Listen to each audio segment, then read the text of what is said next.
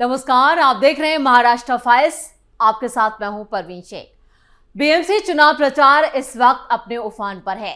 BJP से लेकर शिवसेना तक ने अपने स्टार प्रचारकों को मैदान में उतार दिया है। इसी कड़ी में हीरो नंबर 1 गोविंदा ने खुली जीप से शिंदे की शिवसेना के लिए वोट मांगे। गोविंदा ने हाथ हिलाकर मुंबई के लोगों का खुलकर अभिवादन किया। उनके प्रचार का वीडियो अब सोशल मीडिया पर तेजी से वायरल हो रहा है। पहले देखते हैं गोविंदा का ये वीडियो।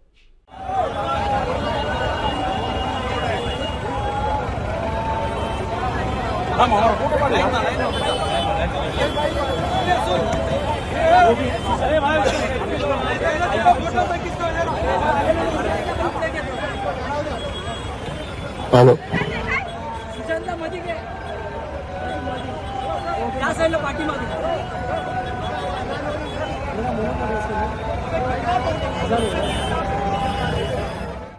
तो गोविंदा की रैली में जुटी भीड़ ने रास्ते तक जाम कर दिए। उनकी एक झलक के लिए लोगों की भीड़ देखते ही बन रही थी। साथ ही प्रचार का शोर मुंबई में रात में भी गूंज रहा है। साथ ही गोविंदा ने बीएमसी चुनाव में महायुति की जीत का दावा किया है। अब एक नजर डालते हैं महाराष्ट्र की टॉप हेडलाइंस पर। उद्धव के बेटे आदित्य ठाकरे के बिगड़े बोल। बीएमसी चुनाव प्रचार के दौरान शिवसेना यूबीटी विधायक टीवी रिपोर्टर से भिड़े। देवेंद्र फडणवीस और एकनाथ शिंदे को झूठे केस में फंसाने की रची गई थी साजिश। पूर्व डीजीपी समेत 3 पर केस दर्ज की सिफारिश। एशिया की सबसे अमीर म्युनिसिपैलिटी पर कब्जे की लड़ाई तेज। अरबों का बजट और मिनी सरकार वाली ताकत। क्या उद्धव बचा पाएंगे अपनी साख? बीएमसी चुनाव में बागी बिगाड़ रहे हैं उद्धव ठाकरे का खेल। मुंबई में नगर सेवक बनने को 565 निर्दलीय मैदान में। मुस्लिम वोटों के लिए उद्धव ठाकरे और ओवैसी में जंग तेज। उद्धव बोले, सत्ता के लिए बीजेपी ने पहले अजान और फिर निकाह किया। खबरों में सबसे पहले बात आदित्य ठाकरे की। बीएमसी चुनावों के बीच उद्धव के बेटे और शिवसेना यूबीटी के विधायक आदित्य ठाकरे का एक वीडियो सोशल मीडिया पर वायरल हो रहा है। बांद्रा कुर्ला कॉम्प्लेक्स में आदित्य ठाकरे एक टीवी चैनल की महिला रिपोर्टर के सवाल पर भड़क गए। रिपोर्टर का सवाल मराठा गौरव के नाम पर लोगों को पीटने की घटनाओं से जुड़ा था। ठाकरे ने रिपोर्टर को बीच में टोकने और निजी बातचीत में बाधा डालने पर गुस्सा जताया और कहा कि ये व्यवहार ठीक नहीं है। इसके बावजूद रिपोर्टर ने सवाल जारी रखा और पूछा कि मराठा गौरव के नाम पर लोगों को पीटना क्या जायज है। इस पर आदित्य ठाकरे ने जवाब दिया, ये क्या व्यवहार है, ये किस तरह का अपराध व्यवहार है। ये वीडियो इंस्टाग्राम पर अपलोड होते ही वायरल हो गया और 2 घंटे के भीतर इसे लाखों बार देखा जा चुका है।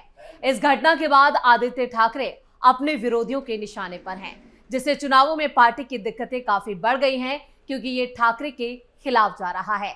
आदित्य ठाकरे की नाराजगी और सोशल मीडिया पर वायरल वीडियो ने युवाओं और वोटरों के बीच चर्चाओं को तेज कर दिया है।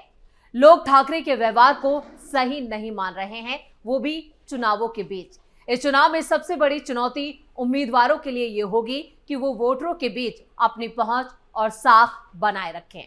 इस घटना ने मीडिया और राजनीतिक नेतृत्व के बीच संवाद और व्यवहार के तरीकों पर भी बहस शुरू कर दी है। चुनावी माहौल में नेताओं और मीडिया के बीच टकराव होना ठीक नहीं है।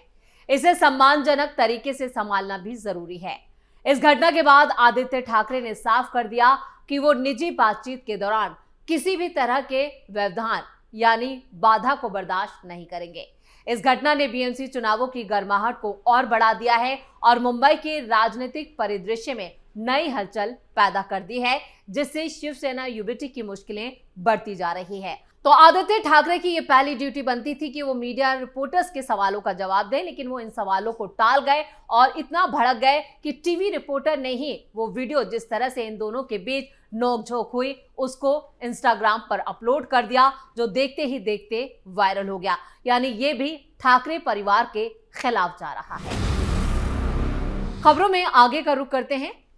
महाराष्ट्र में इस वक्त हड़कंप मचा है। पूर्व पुलिस महानिदेशक रश्मि शुक्ला की एक सीक्रेट रिपोर्ट में गंभीर आरोप लगाए गए हैं। रिपोर्ट के मुताबिक साल 2021 में सरकार के ही इशारे पर उस वक्त के डीजीपी संजय पांडे ने उस वक्त नेता प्रतिपक्ष रहे देवेंद्र फडणवीस और आज के मौजूदा डिप्टी सीएम एकनाथ शिंदे को यूएलसी घोटाले में झूठे आरोपों के तहत फंसाने की कोशिश की थी। यह रिपोर्ट गृह विभाग के अतिरिक्त मुख्य सचिव को सौंपी गई।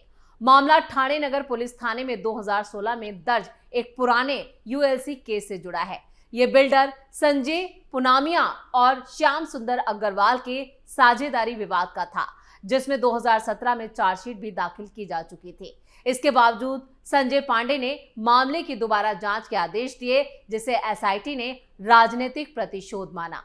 संजय पांडे ने ठाणे के डीसीपी लक्ष्मीकांत पाटिल और एसीपी सरदार पाटिल को निर्देश दिए थे कि फडणवीस और शिंदे को आरोपित बनाया जाए, यानी यह आरोप उन पर लगाया जाए। उन्हें यह दिखाना था कि दोनों नेताओं ने बिल्डरों से अवैध वसूली की है। अधिकारियों पर गिरफ्तारी का भी दबाव डाला गया। उस वक्त महाराष्ट्र में उद्धव ठाकरे के नेतृत्व वाली महाविकास आघाड़ी की सरकार थी और उद्धव ठाकरे सीएम थे, जिसमें शरद पवार की एनसीपी और कांग्रेस भी शामिल थे। रिपोर्ट में कहा गया कि यह पूरा घटनाक्रम पुलिस तंत्र के राजनीतिक दुरुपयोग और प्रतिशोध की तरफ इशारा करता है। यूएलसी घोटाला शहरी जमीन सीलिंग कानून 1976 से जुड़ा है, जिसमें फर्जी दस्तावेजों से करोड़ों की जमीन बचाई गई, जिसे बॉम्बे हाईकोर्ट ने बड़ा घोटाला करार दिया। यानी कुल मिलाकर जिस तरह से मौजूदा सीएम देवेंद्र फडणवीस और मौजूदा डिप्टी सीएम एकनाथ शिंदे को उद्धव ठाकरे के शासनकाल के दौरान फंसाने की कोशिश की, अब इस मामले में नया मोड़ आ गया है और वो भी बीएमसी चुनाव प्रचार के दौरान मामला ज्यादा तूल पकड़ता जा रहा है। इससे उद्धव ठाकरे भी अपनी छवि बचाने में जुटे हुए हैं। और खबरों में अब बात करते हैं बीएमसी की। मुंबई अपनी प्रचंड आर्थिक ताकत और ऐतिहासिक पहचान के लिए भी जानी जाती है, लेकिन बात इतिहास की नहीं बल्कि बीएमसी की है। बीएमसी चुनाव प्रचार तेज है, आदर्श आचार संहिता लागू है। मुंबई में होने वाले निकाय चुनाव से पहले ये जानना जरूरी है कि बीएमसी का वार्षिक बजट देश के कई राज्यों के बजट से भी बड़ा है।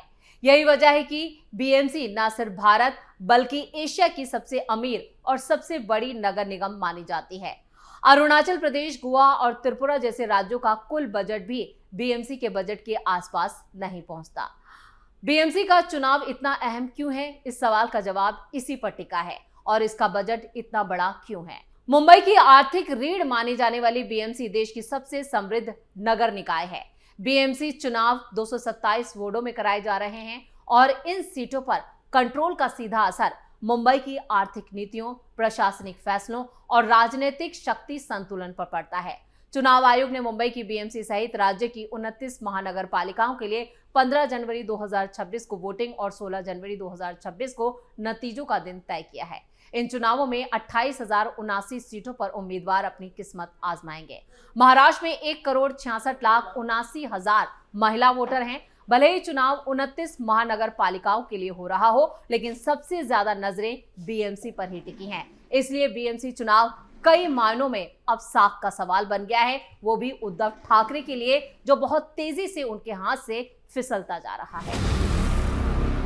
और खबरों में आप बात करते हैं बागियों की।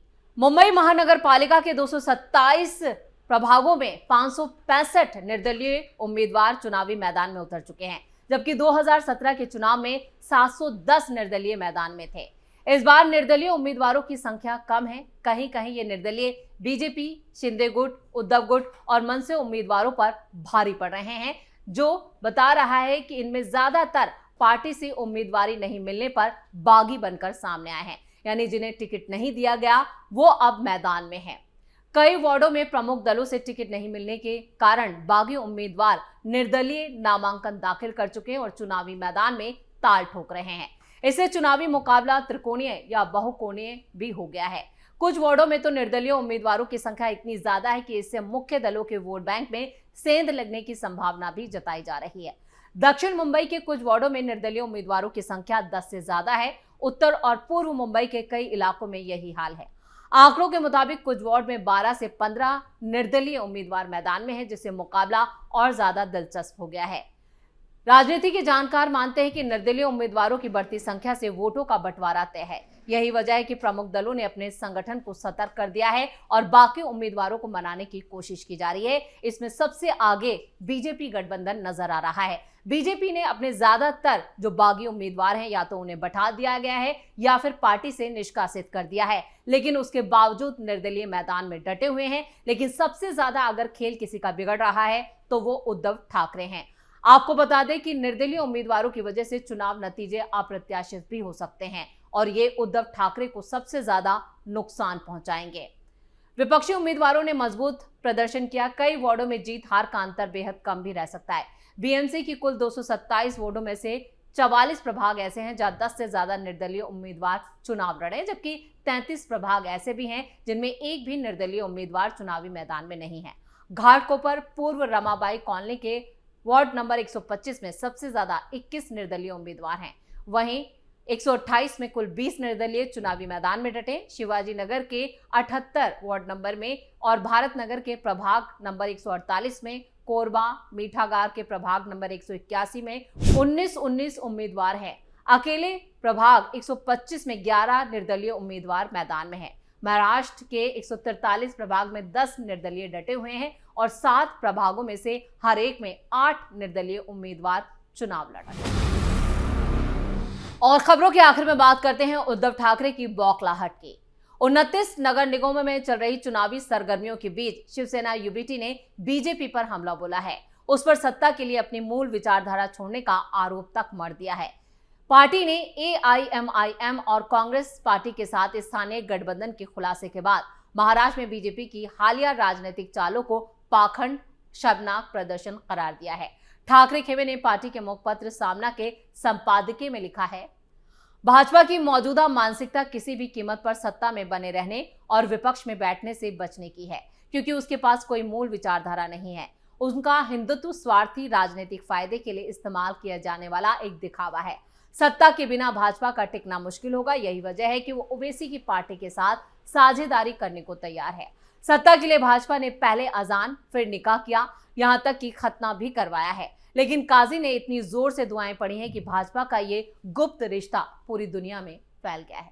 सामना के संपादकीय में आरोप लगाया कि बीजेपी ने उत्तर प्रदेश, बिहार और महाराष्ट्र में विपक्ष के वोटों को बांटने के लिए असदुद्दीन ओवैसी की एआईएमआईएम को अक्सर छिपे हुए मददगार के तौर पर इस्तेमाल किया। जब भी ओवैसी महाराष्ट्र में अजान देने आते हैं तो ये इस बात का संकेत होता है कि बीजेपी ने अपनी चुनावी तैयारियां शुरू कर दी हैं और इस रिश्ते को पेड़ों के पीछे का रोमांस बताया, जो अब सबके सामने आ चुका है। वैसे उद्धव ठाकरे की बौखलाहट यहीं खत्म नहीं हुई, बल्कि इससे भी ज्यादा उन्होंने संपादकीय में अपने जो विचार हैं वो लिखे हैं, जबकि खुद उन पर हिंदुत्व को छोड़ने का, हिंदुत्व को त्यागने का आरोप इन चुनावों में लग रहा है। उद्धव ठाकरे की बौखलाहट इसलिए भी बढ़ी हुई है क्योंकि 68 वार्डों में पहले ही बीजेपी अपनी जीत का परचम लहरा चुकी है और इस बार बीजेपी बीएमसी में एक बड़े रिकॉर्ड जीत की तरफ आगे बढ़ रही है और यही बौखलाहट विपक्ष के नेताओं में साफ साफ नजर आ रही है। उद्धव ठाकरे के हाथों से बीएमसी खिसकती जा रही है, इसलिए वो अपनी रैलियों और इस तरह से अपने मुखपत्र सामना में अनाप शनाप बयान दे रहे हैं। इसी के साथ महाराष्ट्र फाइल्स में खबरों का सिलसिला यहीं खत्म करते हैं। बाकी खबरों के लिए आप जुड़े रहिए कैपिटल टीवी के साथ। वीडियो को लाइक करें, शेयर करें और कैपिटल टीवी को सब्सक्राइब जरूर करें। नमस्कार।